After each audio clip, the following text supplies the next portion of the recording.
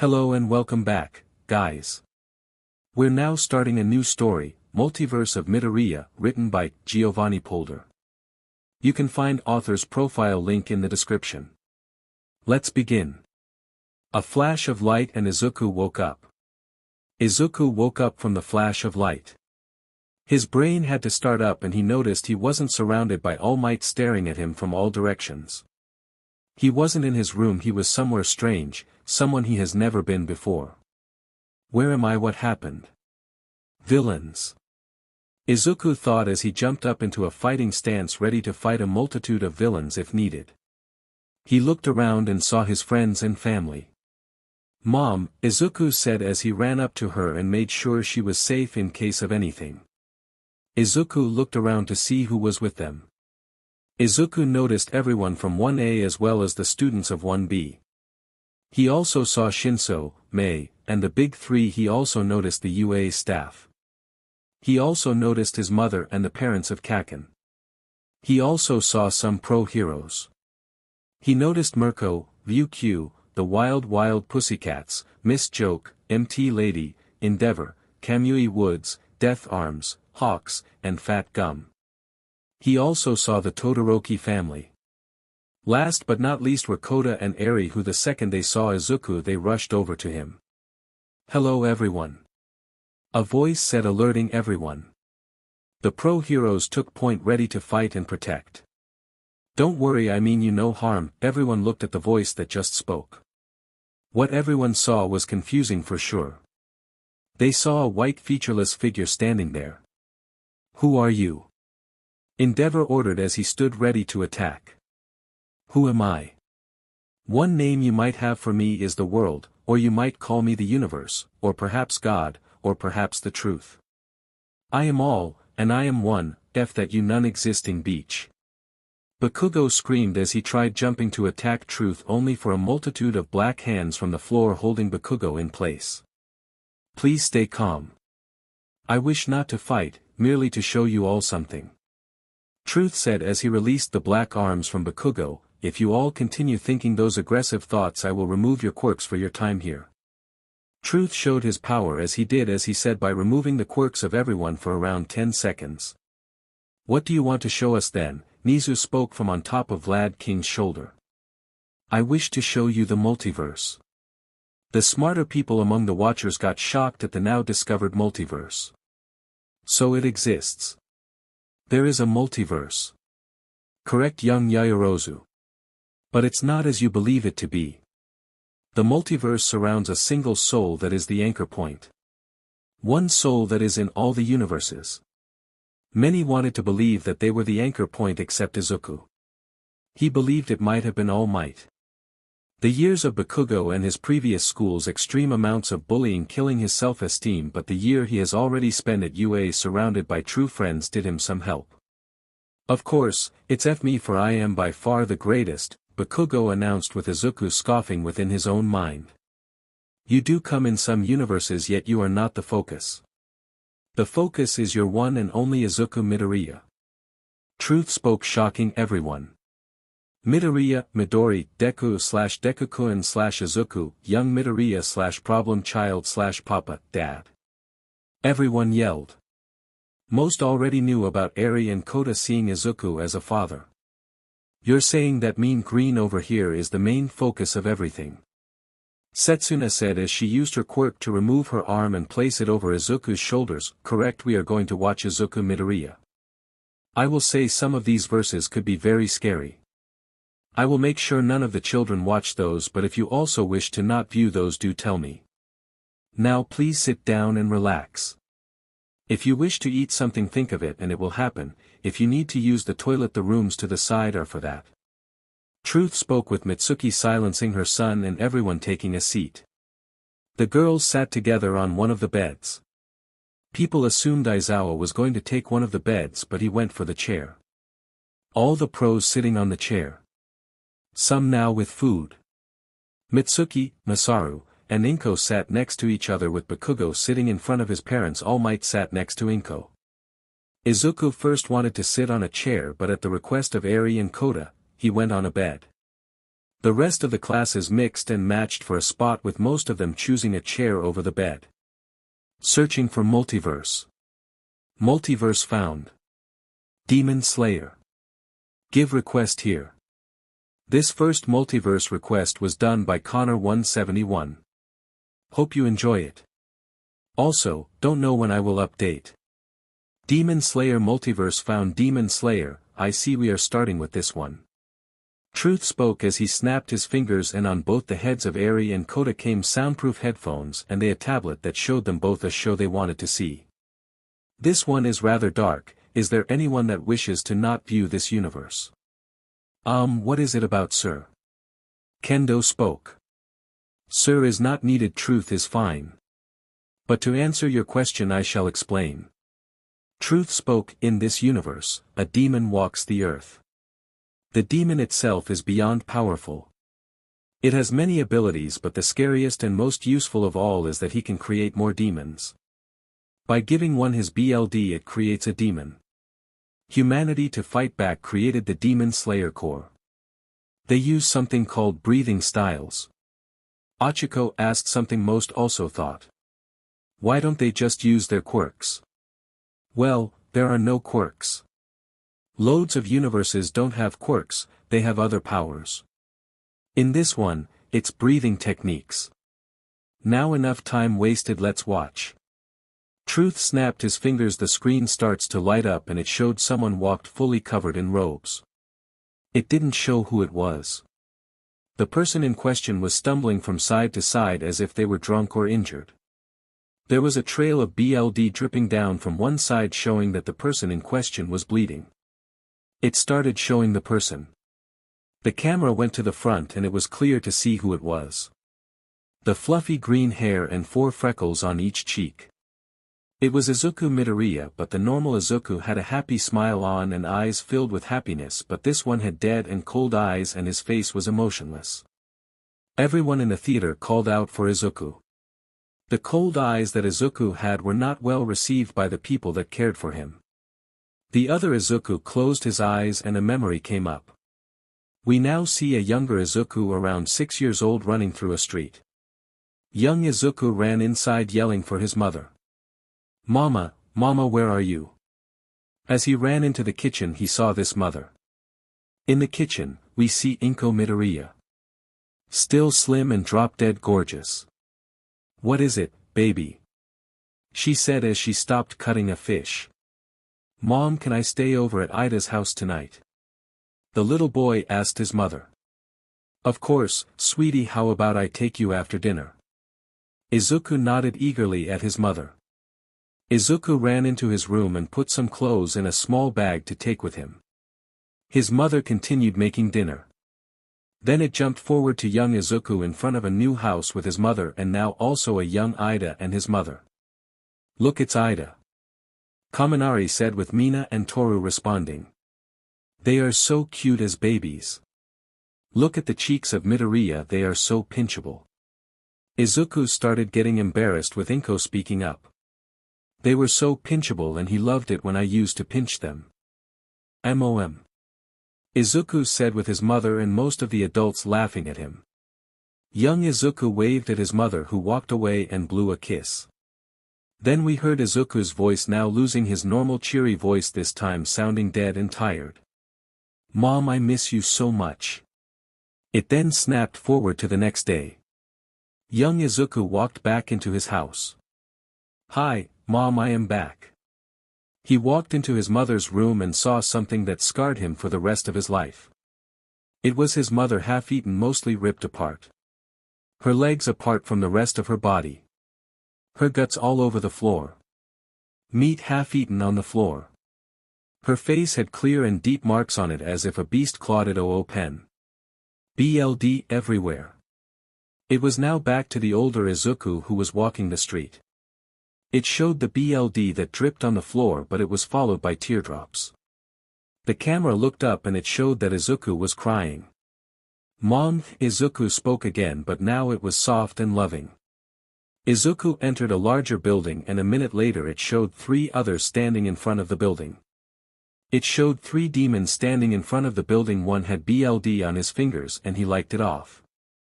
Let's get him for MSTR. Then the 3 demons entered, then screams and crashes were heard, and then a flash of light came for only a brief second. The door flew open and out came Izuku. The robe he wore before he had removed, and it showed Izuku again, but this time in nice clothing. He is wearing the clothing above. It showed his bandaging a cut on his palm, clearly self-inflicted, no other cuts on his body. A katana on his hip, but still the same lifeless eyes and without a smile. He spoke as he walked away. Those were nothing more than lackeys. Damn it, as he finished speaking a figure came out from nowhere and walked next to Izuku. Izuku, now walking next to the other figure, spoke. Where is Nezuko? The other figure with reddish fluffy hair, a large smile, spoke. She is at the mansion with the rest waiting for you. I came to see if you needed help. No, I am fine, Tanjiro. I will come after taking down this final one. Tell everyone I will be back in an hour or. Izuku patted Tanjiro's head, who nodded and then ran off. Izuku started sprinting forward with the camera now following Tanjiro, who quickly enough came to a large mansion. He walked past the mark and it showed UA as a mark. Tanjiro walked in and was quickly met with someone who looked all too familiar. It was Shoto Todoroki, but this Shoto looked a little different than normal. Shoto was without a scar, but he missed his left arm. Hello Tanjiro, I thought you sent out to get Izuku. I was, but he told me to go ahead, he was just finishing up. To which Todoroki responded with a nod. Tanjiro entered a room and he saw his sister. Hey, Nezuko. Nezuko is a petite young girl with fair skin. Her hair is long, black, and wavy. It reaches just below her waist, turning a flame-orange color as it passes her elbows, and appears to be crimped into large, straight ridges, worn side-swept drastically to her left. She has soft-looking, pale pink eyes that appear a lighter color around the rims of their irises, slanted downwards towards the sides of her face and framed by notably long eyelashes. Hey, big brother. Where is Zuzu? Zuzu. The girls screamed. Izuku himself was shocked at the news himself. Mineta and Kaminari were cussing at how Izuku was able to get such a bombshell. He will be here shortly. Tanjiro once again spoke. You know, you don't have to worry about him, he is a Hashira, for crying out loud. What is a Hashira? Tetsu asked, wanting to follow the full story. A Hashira is one of the Hashira are the most powerful combatants in the Demon Slayer Corps. As such, they are the organization's top-ranking, most elite warriors who each serve a pivotal role in their war against the Demon Lord. This caused a lot of muttering between the groups. It doesn't matter, he is my Zuzu and I will always worry even now that Muzan has been put back in hiding, Nezuko told her brother, who only sighed as he thought back. It was 1 year ago. Izuku and Tanjiro met up 3 years ago. Tanjiro was on a journey to save his sister from her demon curse. Izuku wanted revenge against the demon that killed his mother and against Muzan. Izuku and Tanjiro met up after both of them got summoned to speak with the leader of the Demon Slayer Corps. Tanjiro was summoned because of 2 reasons. First, he was traveling with a demon. Second, his involvement with fighting one of the lower 5. Izuku was summoned because he attacked and wounded one of the upper 6 and survived. Izuku was wounded because of the actions, but he was able to walk away from the fight. When they arrived, Tanjiro wanting nothing more than his sister's safety, even if it would cost him his own life. Izuku was forced to come, but hearing the words of Tanjiro became enraged at the Hashira. Izuku, who had not been tied up, jumped forward and spin-kicked the man holding the box with Tanjiro's sister. The kick was hard enough to kick the man off balance and allowed Izuku to grab the box and give it back to Tanjiro. Something Tanjiro would be grateful for until his final breath. They were allowed to live and travel under the agreement that if Nezuko ever would kill a human, Tanjiro would kill her and then end his own life. Izuku was offered the rank of Kino, or the second highest rank. Izuku agreed only so that he could get more chances at killing Muzan. Tanjiro followed Izuku. Izuku spends each day resting and traveling. Each night Izuku went hunting for demons. This went on for a long time until that one fateful day. Izuku had come face to face with Muzan. Muzan had not prepared for this at all. Muzan had only one of his lower three with him. Flashback to the fight. Izuku had left Tanjiro, who was tending to Zenitsu, who had gotten injured with Nezuko. Izuku was on a mission to find and kill a demon that had been stealing children under 8 and eating them, but when Izuku had found the demon, it had led him to the lower three and Muzan. "Muzan, I found you," Izuku declared as he got hold of his sword and spoke softly. Light breathing first forms first light. Izuku's blade shot forward in a blinding light and sliced right through the child-eating demon and even scratched Muzan. The lower three kicked Izuku away and stood in front of him and Muzan. Muzan brought his hand up to his cheek and noticed his anger boiled higher than it has ever before. This unknown demon slayer dare lay a finger on him. Izuku, who had quickly recovered from the kick to his chest, went right for a second attack. Light breathing fourth form, midday's warmth. The lower three lost his leg, arm, and was sliced across the chest. Muzan this time lost his arm. Muzan had not faced such a breathing form in years and retreated. "Kill this brat now," he ordered the lower three, who was able to do nothing against his power. Light breathing second form, rainbow's end. The blade shot in a long arc right through the lower three's neck. Muzan had left, but Izuku was able to get a BLD sample. Back to the present. Izuku just came out of the building, still no mark. He had just defeated the leader of the small demon group. After Muzan was forced to go into hiding, many demons that believed themselves strong took charge over weaker demons. Izuku had taken it upon himself to hunt those down. It took him a little while, but he got to his mansion. But as he finally arrived, he was met with a tackle taking him to the ground. He looked at the person who tackled him and saw it was Mitsuri Kanroji, or the Love Hashira. She lifted her head from his chest and kissed him right on the lips. Izuku of course kissed back. Wasn't that Nezuko lady his girlfriend, or am I missing something? Present Mike asked, most people having the same question. Inko smacked her son on the head softly but still making a point. "You better not be cheating on one of them, young man." "But Mom, that is not me." "Well, he is me but not me. I would never do that, I promise." Izuku stood up with Mitsuri still on his chest. He walked into the living room and was the last one of his group to arrive. Nezuko quickly stood up and ran toward Izuku, who was still carrying Mitsuri. Nezuko gave Izuku a very passionate kiss and gave Mitsuri a small peck on the cheek. "Sit down, sweetie, we are just setting up dinner." Izuku sat down seemingly at the head of the table. To his right sat Todoroki, who greeted Izuku with a small bow. On his left was Tanjiro. Next to Todoroki sat Mitsuri, who finally removed herself from Izuku. Next to Tanjiro was Nezuko, and then right on the opposite side of Izuku next to both Mitsuri and Nezuko was Eri. Eri. Everyone cheered seeing the cute little snowball sitting at the table. Eri had not yet noticed that Izuku had entered as she was drawing and didn't really say anything yet. Just as Nezuko entered the room, she spoke. "Eri, honey, you need to stop drawing now, dinner is ready." "But Mama Ko, Daddy isn't here yet." Eri whined as she looked up from her drawing. She looked forward first and saw her daddy looking at her with a soft smile. "Daddy," she screamed at a volume that would make even Inosuke jealous. She got up from her seat and ran as fast as her little legs could take her and tackled her father at the strength that would even make an NLF rugby player scared. Izuku softly completed the hug and kissed his daughter on the forehead. Eri wore the same outfit Nezuko wore when she was still a demon. Izuku told his daughter to sit down, and like the good girl she is, sat down right away. They ate dinner and Eri went to bed after playing with Izuku for a little while. Izuku himself went to his study and wrote a report on the day's hunt.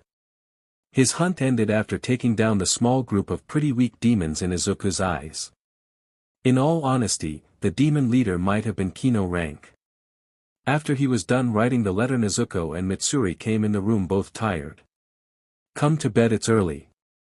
Izuku understood as he spends a large part of the night chasing demons, so by the time he came home it was around. Izuku followed his girlfriends into his bedroom and went to lay down. Nezuko cutely nuzzled herself into his chest with Mitsuri laying right behind Nezuko being the big spoon.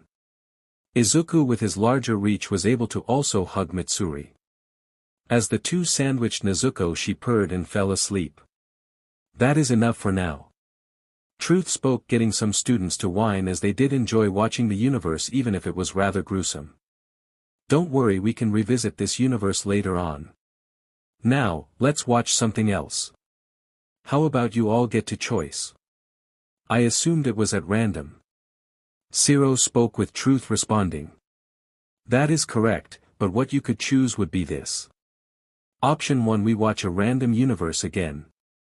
Or option 2, we watch relationships that Izuku holds with the girls present here at the moment. My baby boy is in a relationship with multiple girls. Inko yelled at a volume only present mic should reach. No Inko, not this Izuku, in a multitude of other universes yes, in some others is him and the other woman, but this would just be pictures taken from those universes. But the choice is yours. Sorry if the chapter SCKED, I tried making it unique but still good. Also, I gave Izuku his own breathing style. If people want an extra chapter for this, tell me and tell me what you wish to see in that case. Would you prefer a more backstory of him and his group hunting Musen?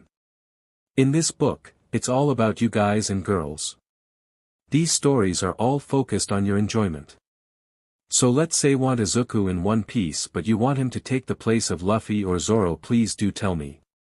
Also if you want a certain ship in that verse, do inform me. You want the One Piece Izuku to be in a relationship with Vivi, tell me. I might not do gay ships. I don't hate gay ships, it's just that I don't like writing those. Also, I will just upload these chapters as soon as I am done with them. So you might get 2 chapters right after each other, or you might have to wait 2 weeks. I will try and write at least once a week, but having to write for Nakama and Royale this book is not my priority. Just a quick information part here before the chapter starts. Reiko, ghost lady from 1B, is dating Shinso. I did this one cause it's a fun couple, and second, I was unable to find a picture of Izuku and Reiko together. It was hard to find some of these pictures. I only found one for Izuku and Ibra. And it took some time to find, and I even had to alter the pic a little bit. For the rest, I have done some together pictures. So instead it would be Izuku and Ochiko, it would then be Izukuxharem. But yeah, I only did that to save space and cause I was unable to find pictures solo. Sorry in advance if I messed up. Also, I don't own any pictures. Except the Pony and Izuku one. I kinda made that one. I put paper over a pic of Izuku and one of Pony and drew them next to each other. I just couldn't find pictures of them together.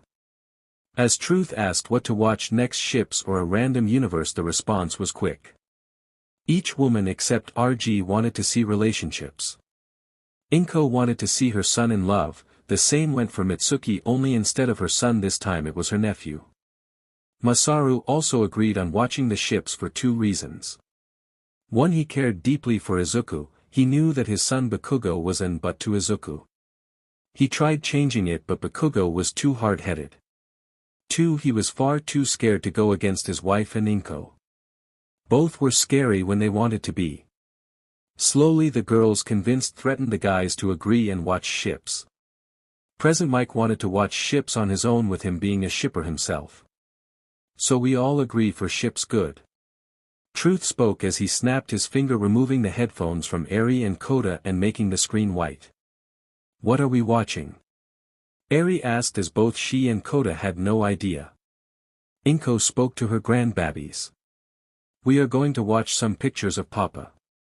Eri grew a big smile that was too bright to look directly at, much like the sun. All 3 had a blush. Tsuyu's cheeks were a little red. She had feelings for Izuku and knew that Ochiko had feelings for Izuku, so she was gonna offer to share Izuku with Oka. She grew to like Izuku after USJ, but he had been a point of interest for her since the first lesson. He had enough strength in one finger to throw a ball 700+ meters. Not only that, but during their combat lesson, Izuku punched through 5 layers of reinforced concrete. In the beginning, she knew it was strong, but she never knew how strong until she looked it up. It takes 1.6 million pounds of force to break reinforced concrete, and Izuku broke 5 layers with pure air force. It didn't even break, it got ripped apart like it was paper. But he was so shy. He was unable to call her by her first name, he would crash as the smallest contact. The one time in training she slapped him in the face with her tongue, he nearly died. Ochako was red.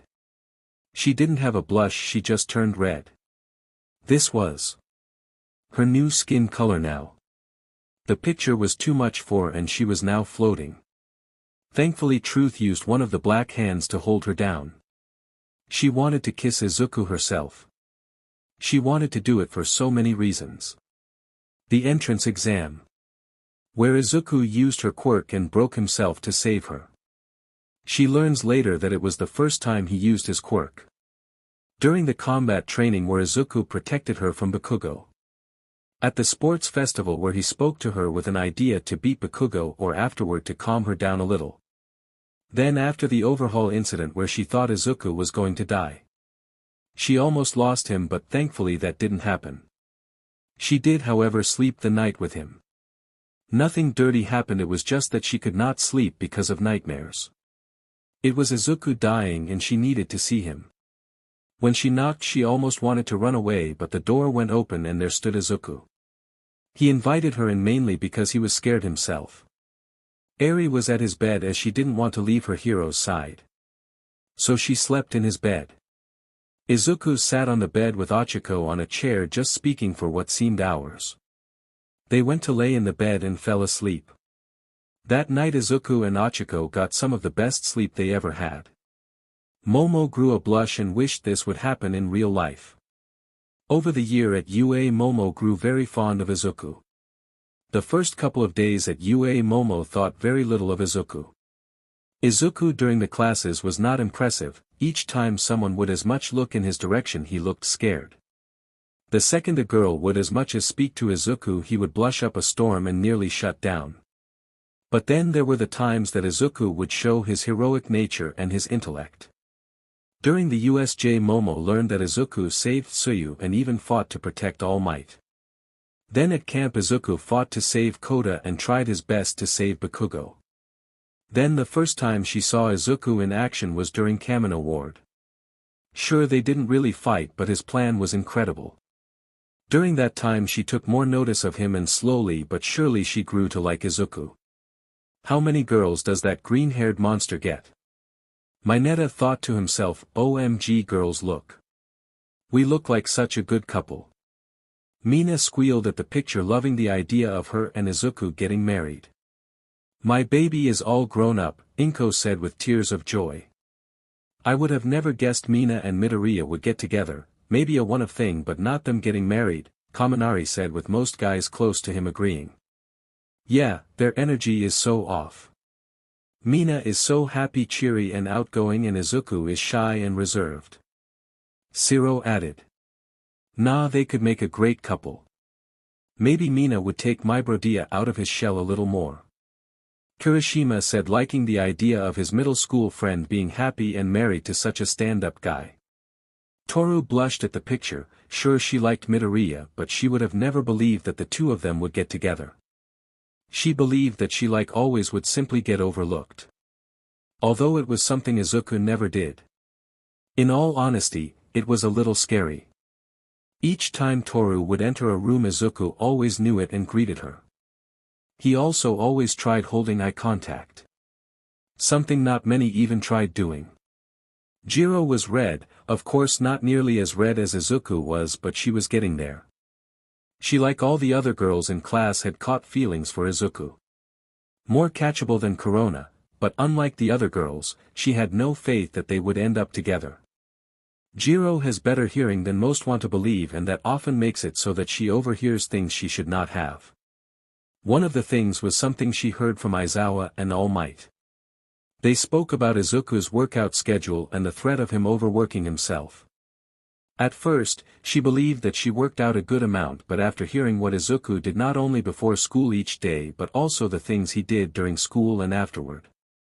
She at first thought they were talking about weekly, but he did that nearly every day. She knew he was going for the top.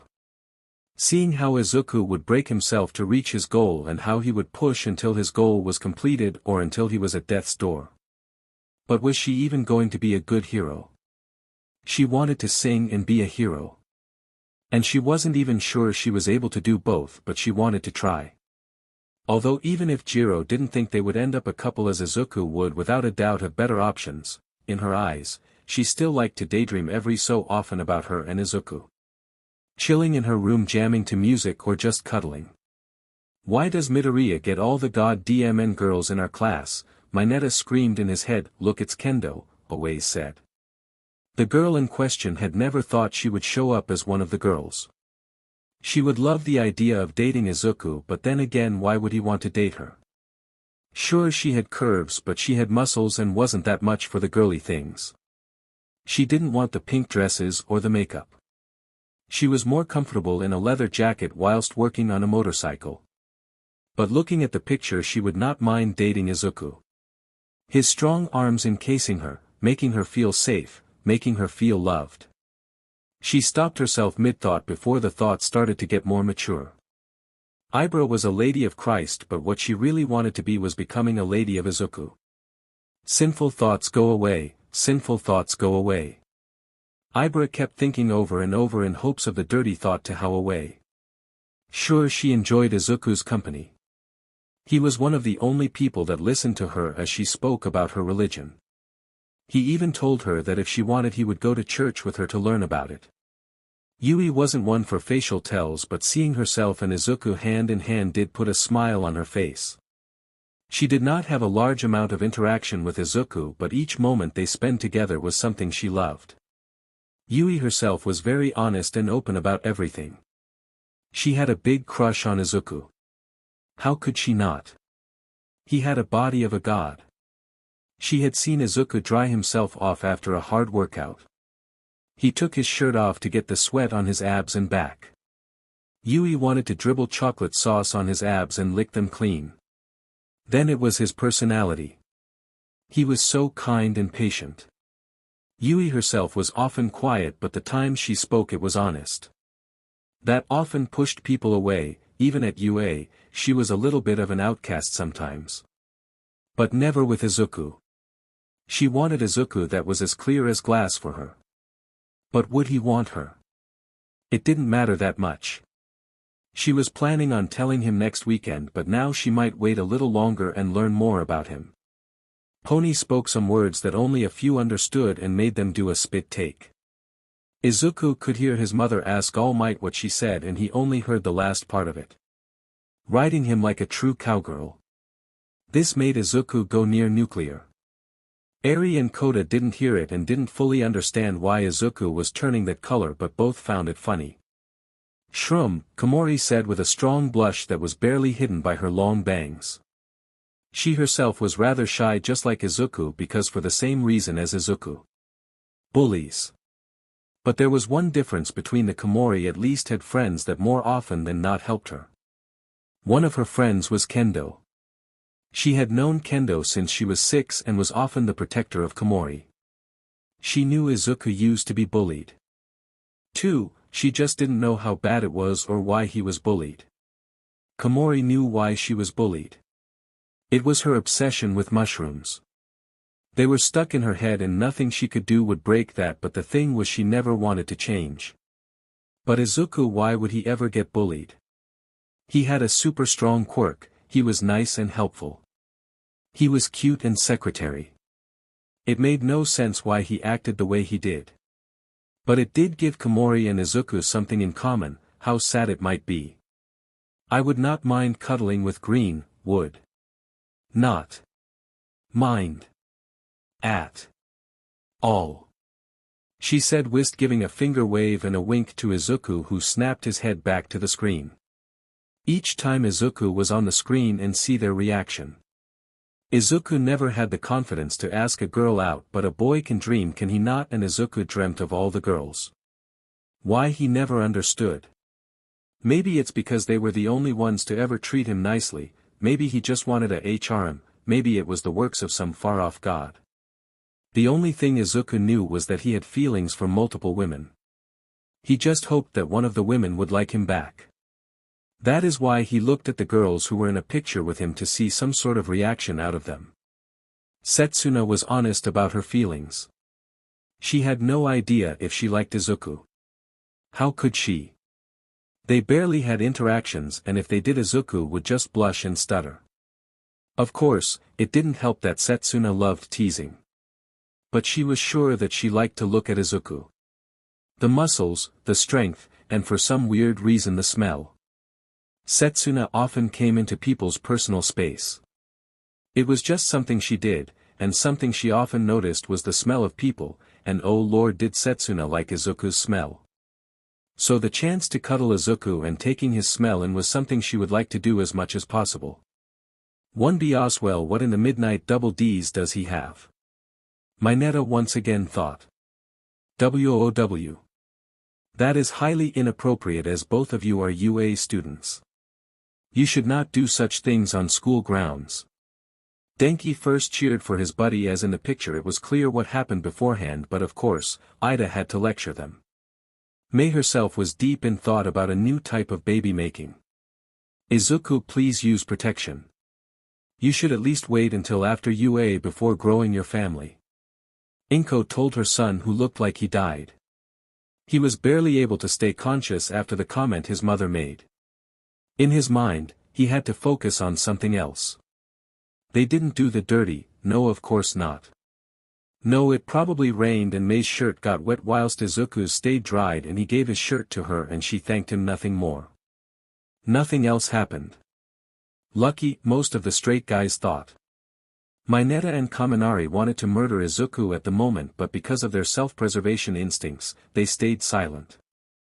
90% of the time they stayed quiet to make sure they would not be killed. The other 10% of their stupidness or horniness jumps up stronger and makes them say the stuff that would get them killed. Mineta would without a second thought give up one of his kidneys to change places with that Izuku. Nijire wanted to know if that was something guys did enjoy. She almost wanted to ask Izuku if they wanted to do that, but she knew that if they wanted to try that out they should wait until both alone. She was going to ask though. Both Mirio and Amajiki were laughing at Izuku and Nijire. Mirio, even though he lost his quirk, was still at UA more often than not, learning and training his body.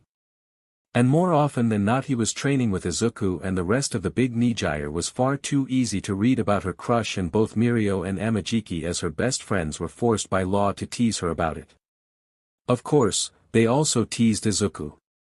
MT Lady on the other hand was not that happy about the picture.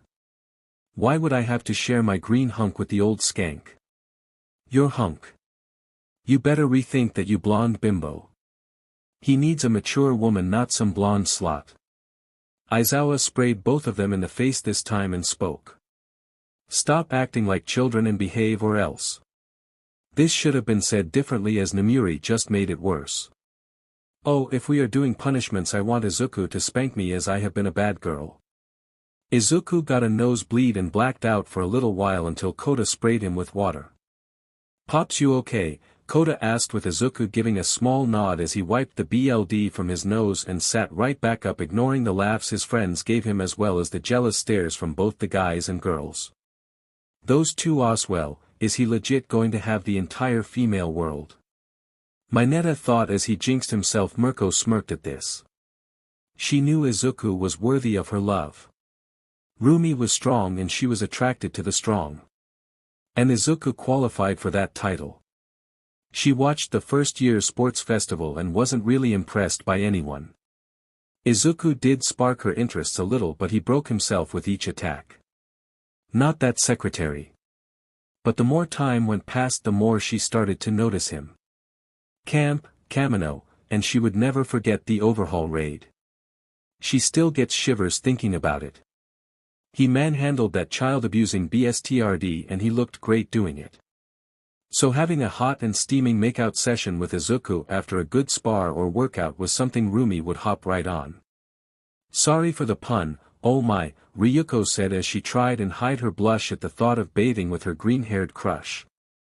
She had seen him during the overhaul raid and heard a lot from Nijire as well as from Tsuyu and Achiko, as both of them had a work internship with her.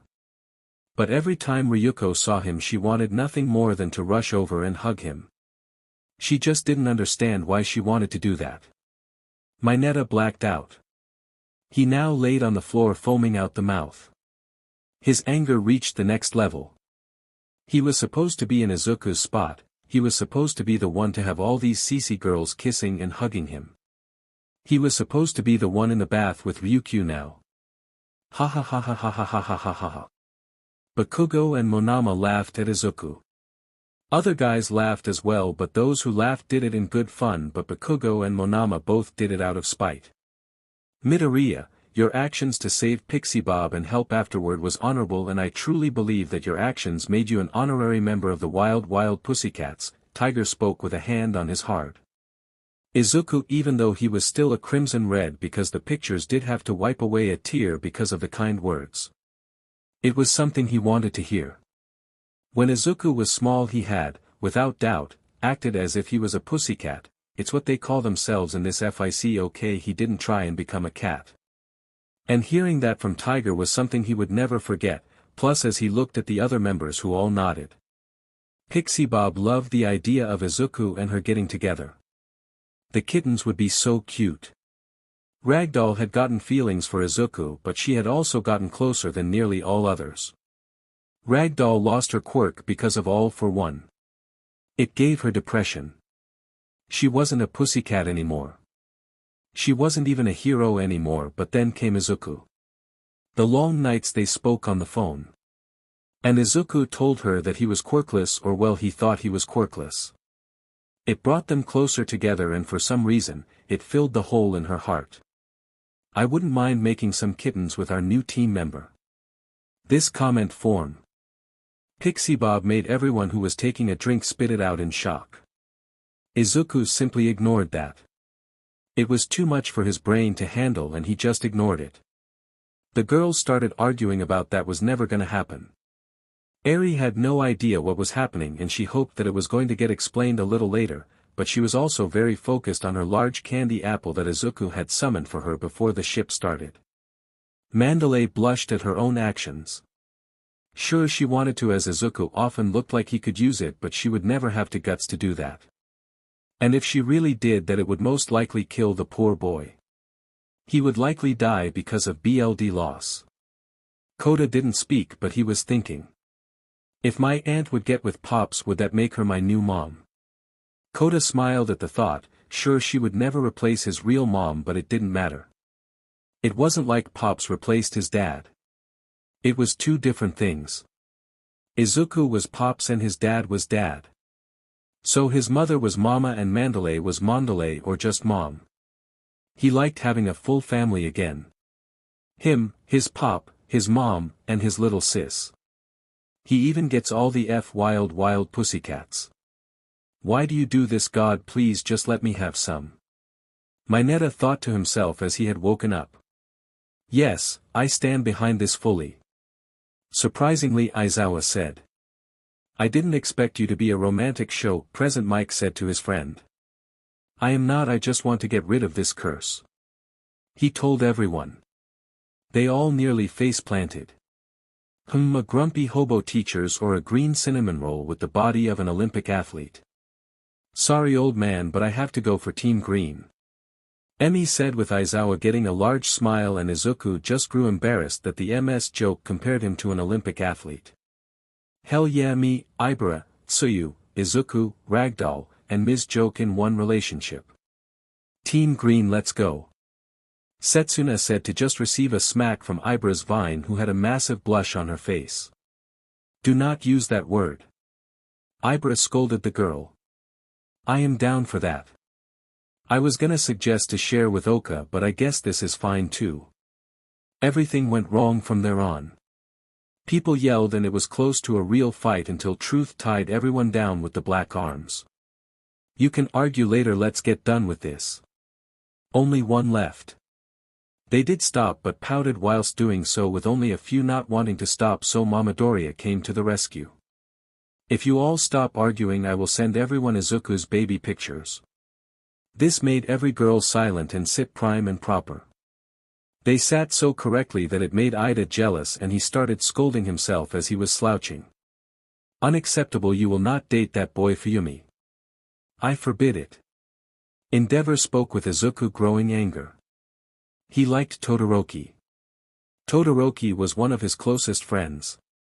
He learned of his father's action, and the only thing that stopped Izuku from using OFA 100% on this piece of flaming CRP was that Endeavor was a hero. But now it was a bit too much. How dared this piece of flaming dog SHT to forbid his daughter from doing anything? But again he was stopped by himself. Not wanting to cause a scene or to make his children see that kind of violence. All Might stood up. Enji, you cannot forbid your daughter from doing anything.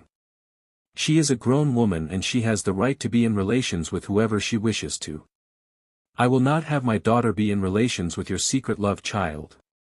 This caused mass chaos. People were laughing or agreeing with his statement. Toshinori is not Izuku's father. His father is called Hisashi Midoriya. Oh, really, Miss Midoriya?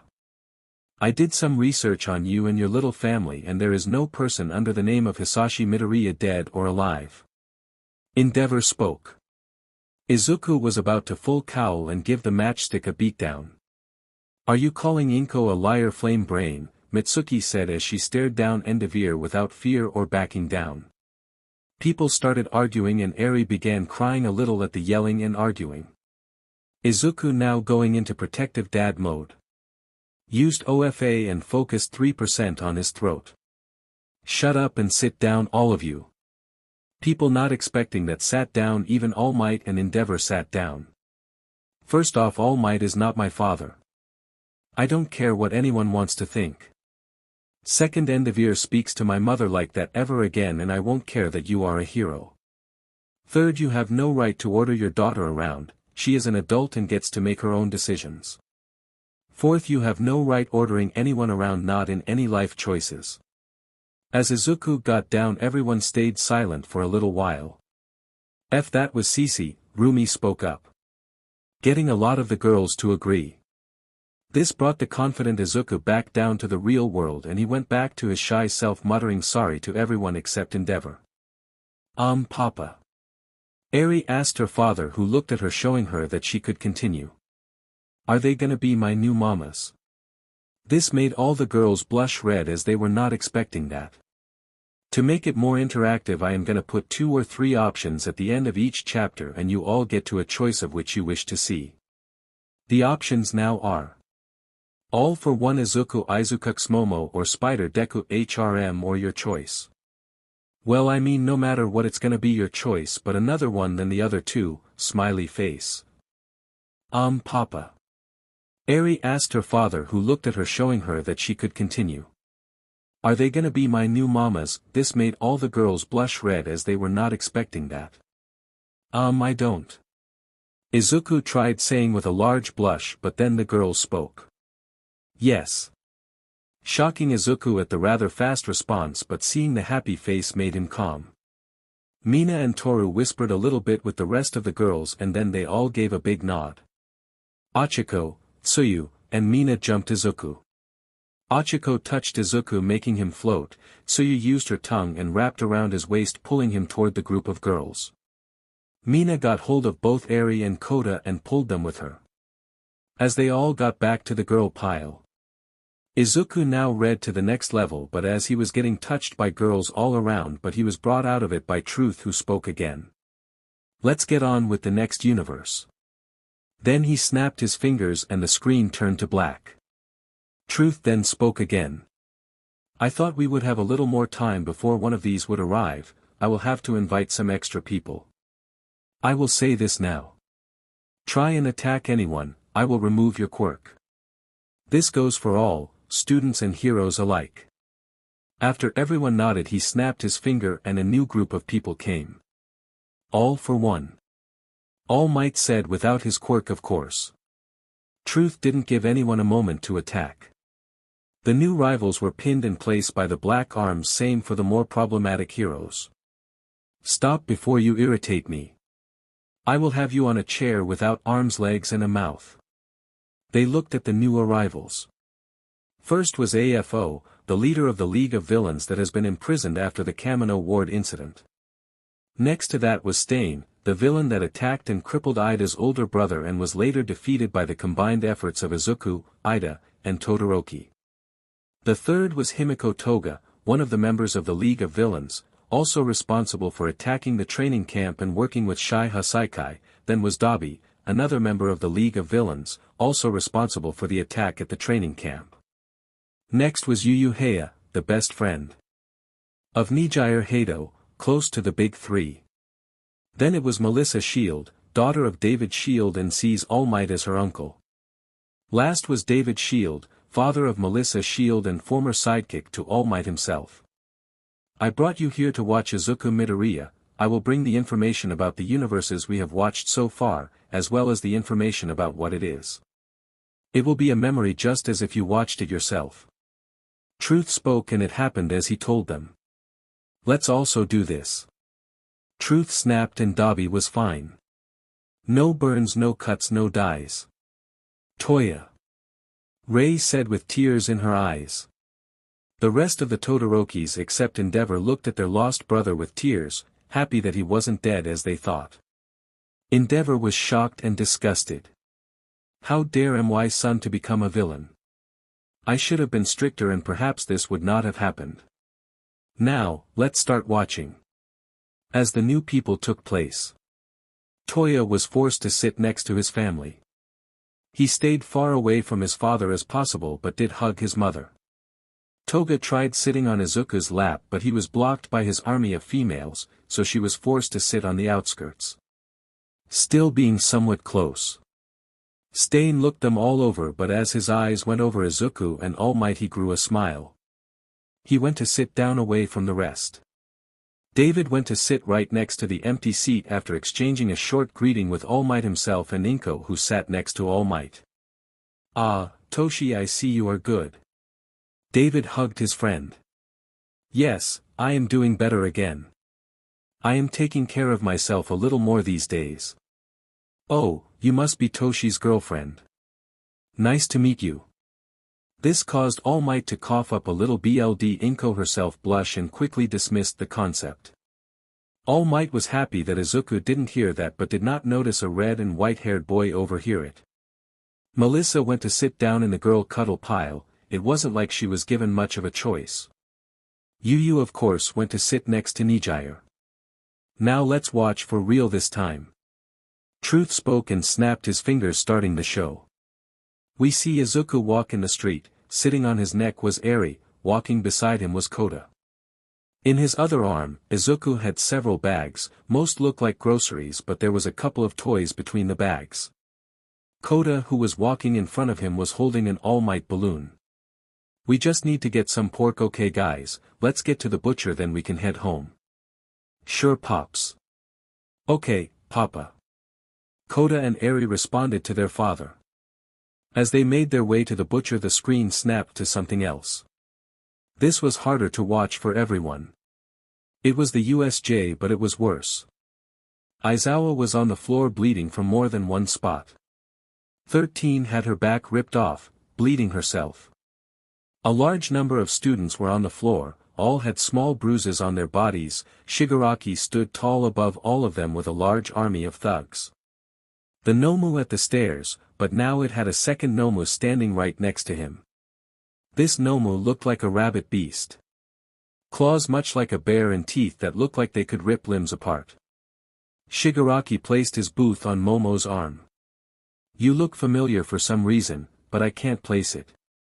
He said as he put the force down on her arm. Making Momo cry out in pain. It's on the tip of my tongue but I just can't figure it out. As he said this he slammed his foot down on her arm, breaking bone. Izuku who had just walked out of the butcher had felt the pain and opened a portal instantly still with his children with him. At the USJ a portal opened and the students first thought of it as more villains. But out came Izuku, who was wearing a suit and the bags. As he saw the sight, Shigaraki stepped back out of fear. The multitude of thugs that stood nearby assumed this was a hero and tried attacking. Izuku placed down Eri from his neck and placed the bags down as well. "Kota, protect your sister, okay?" The little man nodded and bits of water dribbled out from his fingertips. The students who were still awake tried calling out a warning, but that was not needed. Izuku stood up and the look in his eyes brought nothing but fear in everyone that was at the USJ. "Sir, please, we didn't know, we apologize for this." Shigaraki tried explaining, but it was far too late as Izuku noticed Momo on the floor bleeding and clutching her broken arm. Izuku shot out the black tendrils out of all his fingers, smacking the thugs away with force, instantly knocking them out and away. He then ran for Momo. "Momo, sweetie, are you okay?" "Mama." Izuku, Eri, and Kota said as they arrived next to her. Izuku used one of his tendrils and pushed it in Momo. This caused them to call out to stop or to get away. But all the injuries on Momo started to fade and her arm that looked broken was normal again. "Thank you, Zu. I am fine, babies," Momo said as she hugged Eri and Kota deeply. "What happened here?" Izuku said now with more authority in his voice. "They attacked us wanting to kill All Might," Momo said. "We didn't know your fiancé was in this class, sir, otherwise we would have never attacked this class." "Sensei didn't say who it was." A tendril made its way around his neck and lifted him off the floor. "You not only attacked my fiancé's class but you had the audacity to break her arm. You are lucky I was able to heal it without it leaving a scar." Izuku then flung Shigaraki down the stairs, not caring if the fall would kill him. Then Izuku shot the tendrils in the Nomu. They turned back human and collapsed on the floor. The door shot open and there stood All Might.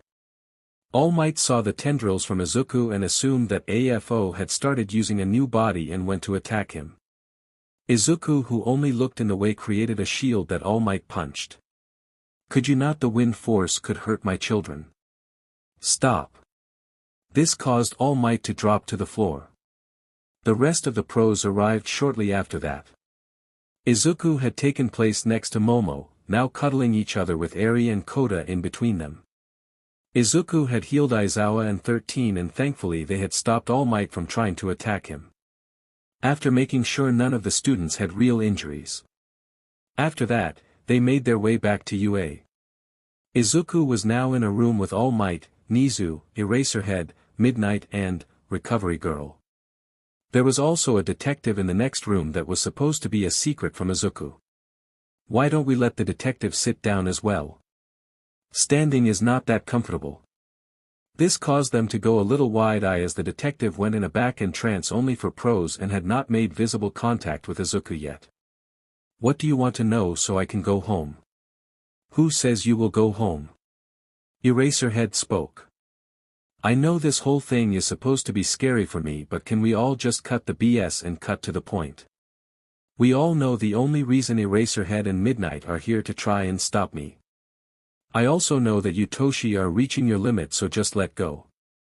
And does the detective need to be here? It's not as if his quirk is fail-proof. And how sure are you about that?" He spoke with Izuku having a very bored look on his face, and he then looked the detective right in the eyes. "I am a 12-meter tall unicorn with a G-string on." Everyone looked confused at that, but then the detective said that Izuku spoke the truth. It was clear. Izuku could say whatever he wanted and they would not be able to see if it was the truth. "Why were you at the USJ?" Nizu asked. "Because my fiancé was injured, so I can help her." "Who is your fiancé?" "Momo Yaoyorozu." "Who is your father?" "You know him as All for One." "His real name?" "None of your concerns. He might be an evil villain to the rest of you, but he is still my father. I will not give him up, and don't even try forcing it. I guess we should just arrest you and put those kids of yours in the foster system." Eraserhead was bluffing at this, having no right to arrest him, but this snapped something in Izuku as within a millisecond the black tendrils were around his head. "Try and take my kids from me and I will kill you and everyone in my way." Izuku's voice is dark and scary. We don't intend to, sir. Could you please release him? We apologize for the treat. Nizu tried reasoning with Izuku, who let him go and took a deep breath and straightened his suit. Now I have given more than enough information already. I have healed your teachers and I have only been aggressive once this entire meeting. Yet I have received nothing in return except threats and insults. I would prefer it if you remove Eraserhead and Nimuri to show you don't fear me attacking you. They couldn't even stop me if they wanted. Nizu agreed with this demand and the two left the room. The detective, who was useless in this situation, also left. Now I do have something of a gift for you, Toshinori. I don't do this for myself, as sorry to say I could care less if you stayed injured. The thing is that both my children like you, so I do this for them. Izuku then shot one of the tendrils into All Might, who flinched. He tried buffing up but he went over his limit and was unable to. Now sorry for this. Izuku then shot forward and pierced Toshinori's chest where his injury was. All Might puked more blood than normal, and as Izuku removed his arm from the wound, All Might fell back to the floor. With Recovery Girl and Nizu thinking Izuku just killed him.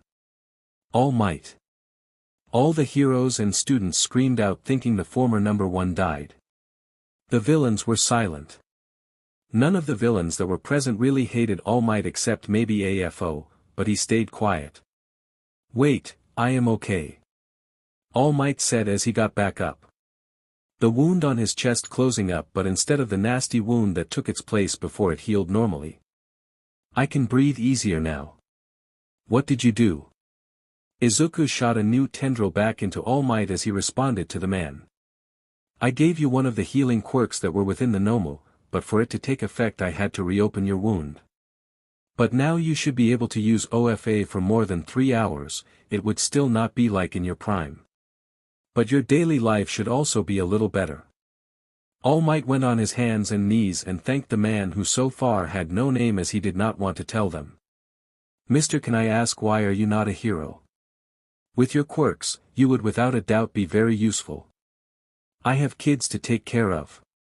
Being a hero might have been a dream of mine when I was younger, but growing up with AFO as a father was rather eye-opening. The corruption, the hate, it's all very unheroic-like. I prefer to do my work behind my desk, be there for my family, and live my life how I want to. But don't think that I won't use my quirk to help or save my family, it is legal or not. Izuku then stood up. I will be leaving now, as it was my turn to make dinner, and one thing I don't want to do is make the missus angry. Izuku then just walked out of the room, but he stopped right at the door. I do hope that this does not affect Momo negatively. He then walked out. Thank God that boy did not follow in his father's footsteps. All Might could only nod at that. We see it at a home somewhere in Japan. Izuku is in the kitchen with an apron on that says "Cooking for Love," as he is making dinner for his family. On the kitchen table waiting for food was his family. Kota was busy with his own homework that Izuku had given him, as he was both homeschooling him and Eri. Eri was done with her homework as it was a tad bit easier. Momo herself did her homework whilst helping Kota. After a little while, the food was done and the family started eating, laughing, and enjoying each other's company. That was so wholesome, Mina said at the ending screen. How an unusual way to use my power, perhaps giving it to you could be a fun test. AFO spoke Kami, still having the heroes jumpy around him. If I did have that power I would use it to give Ragdoll's quirk back. You would not use it for evil, or to take vengeance against those who wronged you. AFO said, making Bakugo slightly flinch at that. So what, I should use it to take the quirks of everyone that would look at me wrongly. What would that accomplish except bring more hate and anger into this world? Stain smiled at the words of the worthy hero. I knew you're a true hero. Worthy of the title. Unlike some so-called heroes here. Stain and Dabi or Toya looked at Endeavor. But what is OFA? Mirko asked. Making everyone who knew of the secret go wide-eyed and sweat a little or a lot depending on who it was. Izuku was sweating a lot and the girls around him noticed and asked him directly. Deku-kun, what is OFA? Uraraka asked her crush. Who just swallowed loudly. What will be the next chapter? Option 1, Kaido Izuku. You don't have to know One Piece for this. Izuku would just be very OP, and big, like making All Might look like a child. Big, my choice. Option 2, Spider Deku. Option 3, up to you. Also a quick question, do you want more speaking of the students in between, or would you prefer to just watch the universe go on with only small words in between the parts? Don't know when the next chapter will be, but it might be the weekend. Depends on what I have to do during the weekend and how much I want to write. See you soon. Spider Deku. Deku didn't know how to answer the question from Uraraka. He didn't want to flat out lie to one of his crushes. But then truth spoke.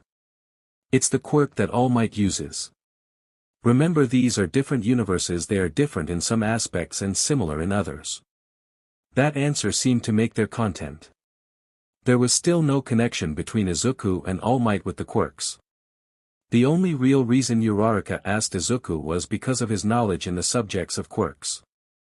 AFO thought about informing everyone about the quirk, but that would have to wait until a more suitable moment.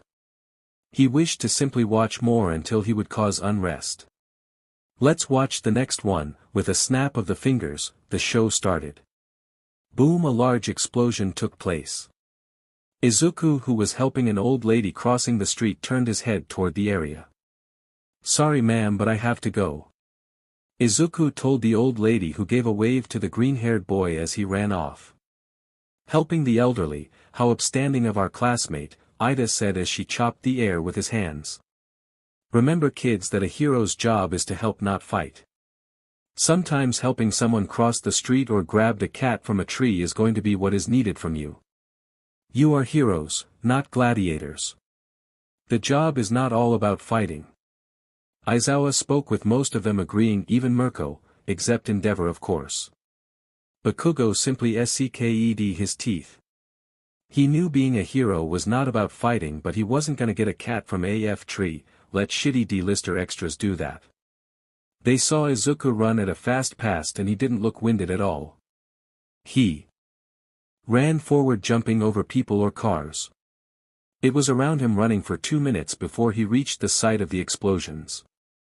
And Izuku didn't even sweat from the running. He tried walking forward to see what was happening.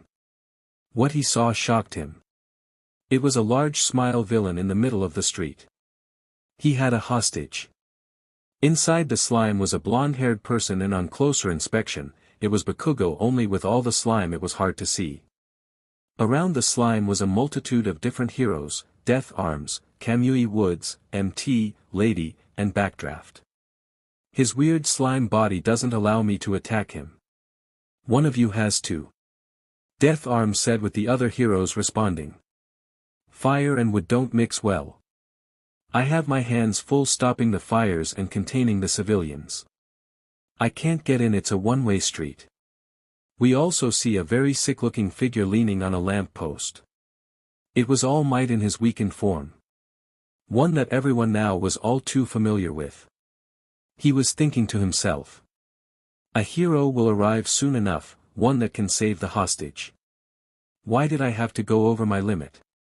Izuku saw his friend fighting for his life and nobody moved. Izuku, without thinking, ran forward. Stop the kid. He is going to get himself killed. Stop him before he takes another hostage. As Izuku was running toward a villain, his brain began to process what he just did and what he had to do. Everyone was able to hear his thoughts. Within the span of a few seconds, Izuku calculated the size of the villain, where Bakugo was in precision to the villain, and the best possible way to pull him out. Back at the viewing theater, everyone was in shock at the speed of Izuku's thoughts. The only ones that were shocked were Nizu, Inko, and Izuku. Nizu's own thoughts went a little faster than that. Inko knew her son was smart and had heard him mumble at those speeds before. Izuku, well, it was his thoughts. The slime villain saw this boy, ran for him. I don't know who you are, kid, but this is how you die. Multiple tendrils were sent out to pierce Izuku's body. Izuku dodged the tendrils with an extreme amount of grace. Everyone who watched assumed the green-haired kid would have died right there. Lady in her enlarged form tried grabbing Izuku, but the angle of the turn the street had made it impossible for her to reach. Izuku tried kicking the slime but his foot went right through. He knew he was unable to damage the slime but he had no way to really damage him. Izuku jumped where Bakugo was in the slime and got hold of Bakugo, but the slime villain wasn't gonna allow that and smacked Izuku away before Izuku was able to free his childhood best friend. Izuku took notice of the surroundings. He pointed his wrist outward with his pinky and pointer pointed outward, his ring finger and his middle finger was touching the inside of his palm. Out of his wrist shot string. The string connected to a large piece of rubble that one of Bakugo's explosions created. Izuku swung the chunk of rubble right into the eye. Izuku thought it might have given him the time to grab Bakugo, but the villain screamed in pain. Izuku shot the string out again, but this time it missed the villain, but Izuku jumped and pulled on the string and it shot him toward the villain. There he got hold of Bakugo and he pulled, freeing Bakugo out from the slime villain's grasp. But it wasn't the Bakugo that everyone knew. It was Bakugo but as a girl. Hair still spiky but reaching past her shoulders. Large BRST, and noticeable back. DMN Bakugo looking fine, Kaminari said, gaining a couple of laughs, but Bakugo was ready to kill Kaminari and everyone who laughed. I always wished for a daughter, Mitsuki said, making Bakugo almost blow up again, but truth stopped him. The slime villain now with no shield had nothing to lose. He was going to prison for a long time, maybe even life for what he has done so far. He was going to make that kid that took his hostage pay.